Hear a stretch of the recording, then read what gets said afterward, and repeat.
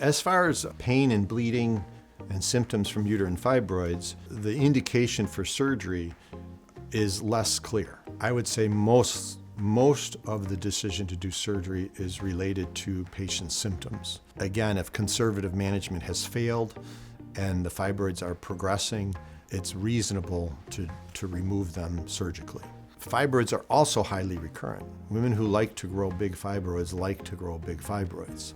And I think what's important to know is that when you have an ultrasound or a CAT scan which shows multiple fibroids or an MRI, they don't measure every single fibroid. They don't label every single fibroid. They don't chronicle every single one on a report. What they do by convention is they identify probably 1, 2, or 3 of the more prominent ones, and then they may give dimensions of the overall size of the uterus.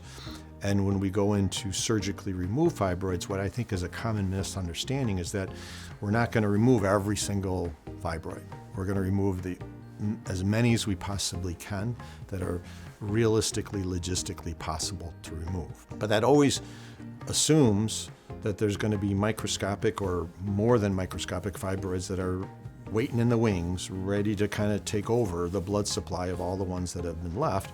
So they also will come back over time.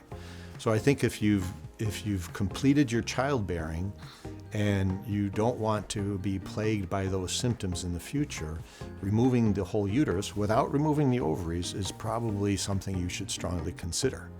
Now that said, there are patients who I've done just robotic myomectomies and that has worked all the way to menopause and they haven't had to repeat surgery.